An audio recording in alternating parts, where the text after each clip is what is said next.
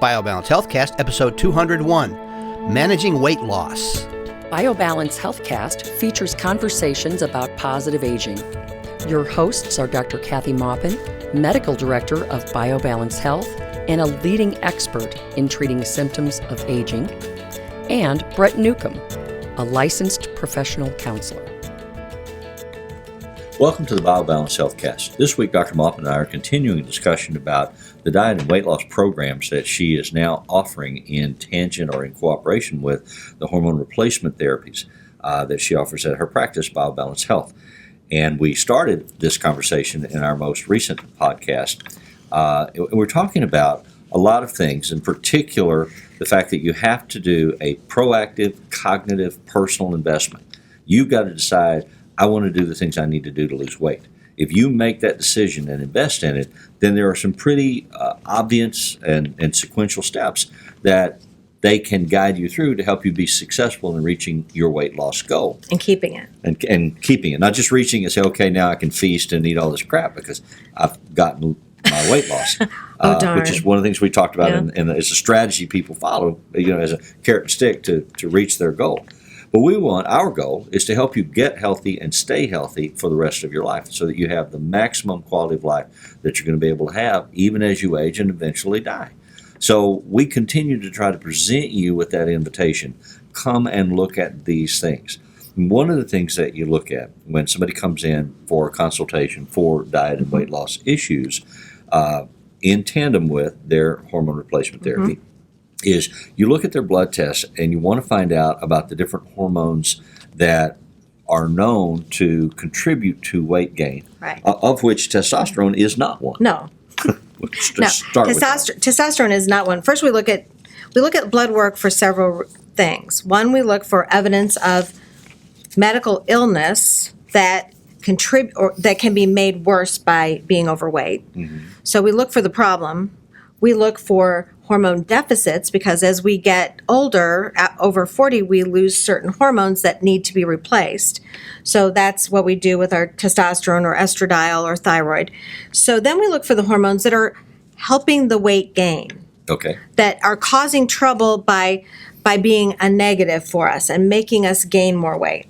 Now, one of the hormones that when it is excessive that makes us gain weight is cortisol. Well, and that's an important point. It's not that the presence of these hormones is causing it. It's the imbalance of the hormones. There's too much or too little. Yeah, it's not the presence. We all have cortisol. It's too much cortisol. Okay. So when our cortisol is elevated, and it can be elevated because we have an adrenal problem, a tumor or something, but more likely it's elevated because we're stressed out. Like medical students and medical residents have very high cortisol levels and are usually puffy and swollen. Either that or they're so poor they don't have any money to eat and they're skinny.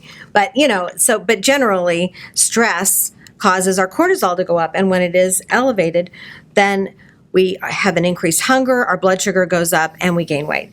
So we gain fat, not muscle. For years I worked with school teachers who were constantly, it's a high stress job, and they were living on chocolate, cigarettes, and caffeine. And that just made everything worse. It did. And they put on weight. And they put on weight. And lots of nurses are very stressed. And they put on weight. And lots of nurses are overweight. Yeah, caretakers seem to internalize their stress. And they're taking care of everyone, but they don't take care of themselves. And I am one of them. So that's one of those things where we internalize our stress.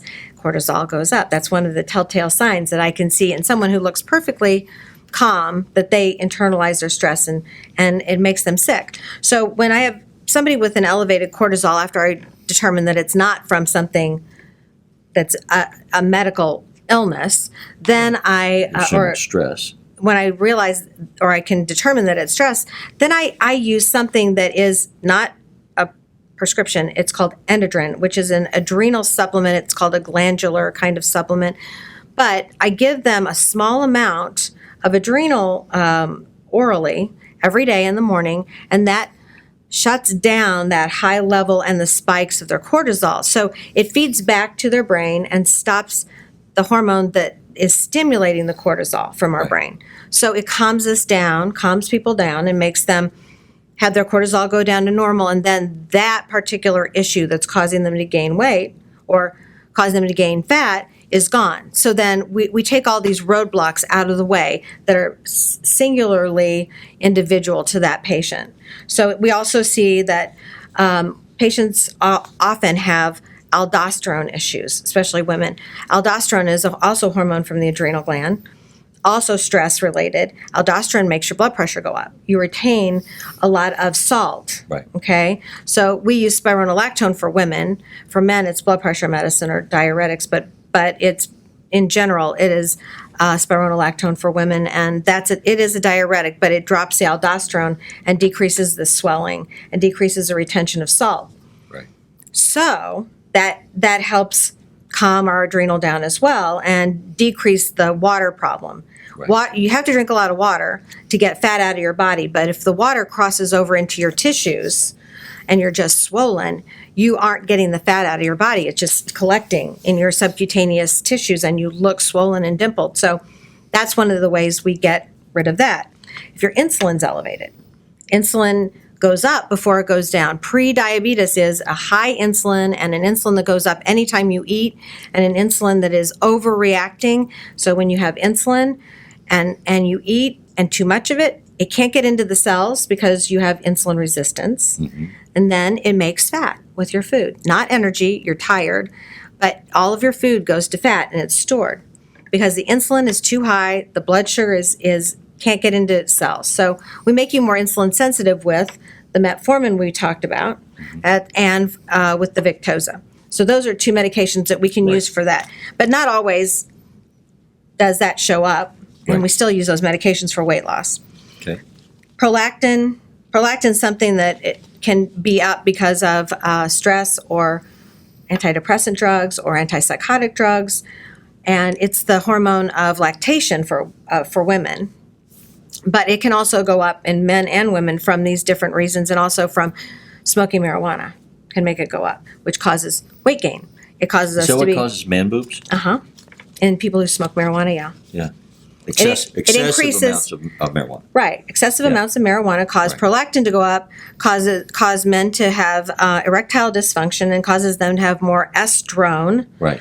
And estrone is the bad estrogen and causes breast development. And that's a painful condition for men. Yeah, it is. And it stretches you out where you aren't supposed to be stretched out. Mm-hmm. It's painful, and it is something that can be a risk factor for male breast cancer. So we don't want people to have that. We can use a dopamine agonist called Parlodel, and that's a medication that we can use. There are several other medications for elevated prolactin. We have to prove that it is. Right. I mean, we could just tell it's you not just weight gain and baggy muscles and marijuana, or we could tell you to. I would tell you that, but if it's due to something else, we have to rule out the fact that it might be due to a pituitary tumor. Right. If it's not that, and that has a specific level that we entertain that issue. But if it's just mildly elevated, it can still give you the weight gain. So, and the man boobs. So once we determine it's benign, then we can decrease the prolactin with a dopamine agonist. Estrone is really the last one I'm going to talk about. And estrone is old man, old lady estrogen. Testosterone helps shut that down in most people. Not everybody. Some people have a genetic defect that causes testosterone to even make more estrone. So we find that out early in the pellet process, and we stop that. But for other people, if you take DIM, which is a supplement, then that can decrease your estrone. Or if it's really high, we can give something called Arimidex, and that decreases estrone. So that decreases belly fat pretty fast, decreases excessive breast development in both men and women. So we can use that blocker. It's like an enzyme blocker, and we can cause patients to help lose weight in the places they want to lose it if this is excessive. So that's why it's important to do blood work. We can find some of the reasons that you may be having trouble. Some of the reasons may be due to physiological changes or imbalances, deficits that lead directly to fat gain and weight gain.